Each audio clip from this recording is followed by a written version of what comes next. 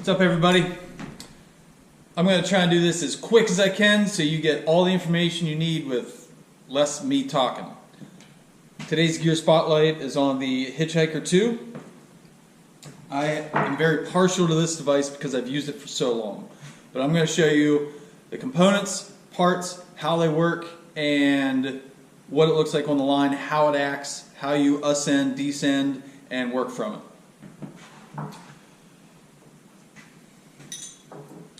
HH2 normally, depending on who you buy it from, comes with four components, four parts. Steel carabiner.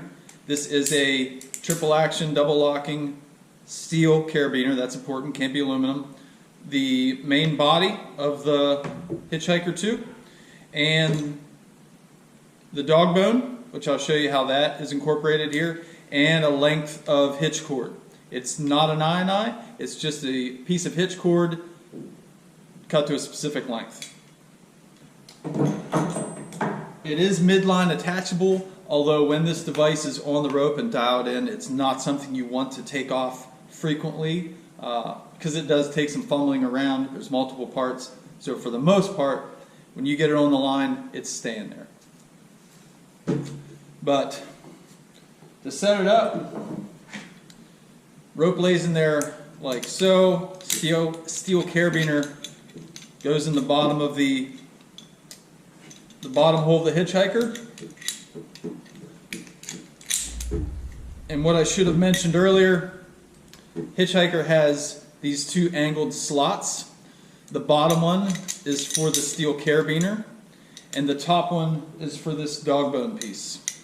And when this device is loaded with weight, the steel carabiner and the dog bone are going to slide down and pinch the rope between these two parts and the body of the hitchhiker.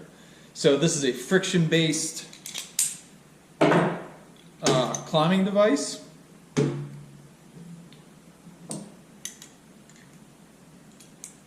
And it also makes this device weight dependent, meaning the amount of friction on the rope is dependent upon the weight on the device. So if you're standing on a limb, there's not a lot of added friction. If you are completely loaded into the device on the line, it's max friction. But it's set up with the steel carabiner through the bottom angled holes, and then the dog bone with a stop knot in the hitch cord.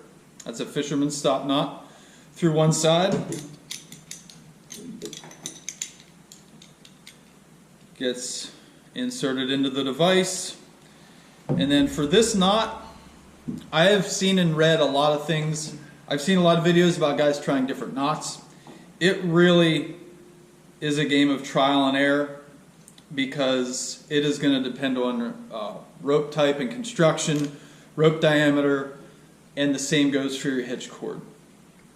For a long time, I've used 9.3 epicord, which I think works really well. And when I am tying this on first, and this is the knot that it used to come in the instructions. It's just a five wrap prusik. And when I set this thing up from the start, I usually make this as tight as I can. Double overhand stop knot. With the tails of my hitch cord, I want to make sure there's at least 4 times the diameter of hitch cord. Because when this is loaded, it does take some break-in time. You do not want your hitch to be slammed down against the body of the hitchhiker. You want a little bit of setback. So that's probably about perfect for now until it gets broke in. But when this device is drug up the line by your harness usually, as you ascend, tracks up the rope. when you load the device, steel carabiner sliding down, dog bone sliding up, adds your friction, and then your climbing hitch here, your prusik knot holds you on the line. I like it because when I grab the device, I'm grabbing a knot which is familiar to me. I also like it because the whole unit is pretty small and compact, doesn't take up a lot of room on the line, and the parts are somewhat indestructible. There's no springs, there's no pins, the only spring would be in the carabiner. One of the, I'd say, warnings would be, so just like I'm doing here, I set this up on my line, I test it, I stretch that prusik cord out a little bit, get it to where I think is good. Now if I can simulate, if I was to have a like a foot ascender and a knee ascender on, so I have loaded the line, which is going to put some stretch, introduce some stretch into the line, which is going to actually decrease the diameter of the rope a little bit. As I ascend, this is going to act much differently. And I've had it happen before where as I'm ascending with a knee and foot ascender on a single line, this has worked itself loose and it won't activate.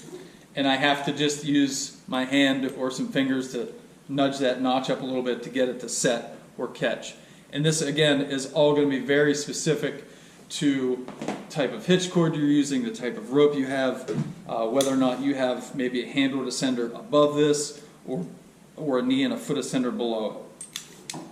But that's the Hitchhiker 2. So those are all the key points about the Hitchhiker 2 as far as how it's used, how to put it on the line. And I'll also throw in here that if you currently use one and you leave it on the rope for some time, like I do, I don't climb often anymore, so I might climb for a day, and then this will sit in my bag, in my toolbox for several weeks sometimes. So I leave the device on the line as long as I can, because when it's dialed in, I really like how it performs and I don't want to take it off. But if you do that for some time, your hitch cord will get flat spot in it, it will get some twist in it to where you can't get it out. And if you do start to see some thermal damage and it gets a lot of memory, it's just time to replace it. We buy this stuff by the foot. If you use one of these devices, you need a replacement hitch cord, just let me know. I've used Beeline, I've used HRC, but I've really landed on this 9.3 Epicord. Works really well with a lot of different ropes. And so, that's when to retire these. A lot of memory. When you try to retie your hitch after you take it off and you can't because of the memory or the thermal damage that's in your hitch cord, time to get a new piece of hitch cord. I have never actually worn one of these out, although this is my third Hitchhiker over the course of about 15 years. But what will happen is the dog bone will get noticeably narrow in the middle where it rides on the rope, which is to be expected because there's friction there.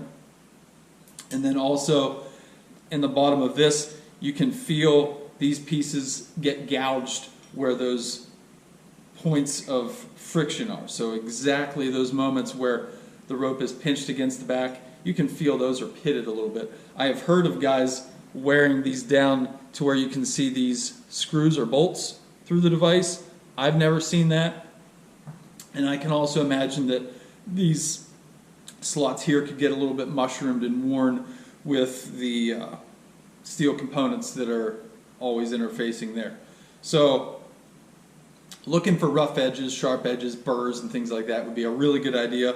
I'm using something that's just a lot of metal and there's a lot of interfacing there, a lot of clanking around a little bit, a little bit of play.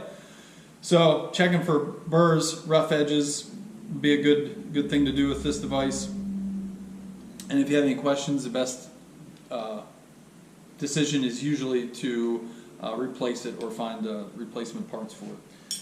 So that's all I'm going to show you about the Hitchhiker 2. I know I went way long on this video. I appreciate you hanging in there. Hitchhiker 2. Thanks.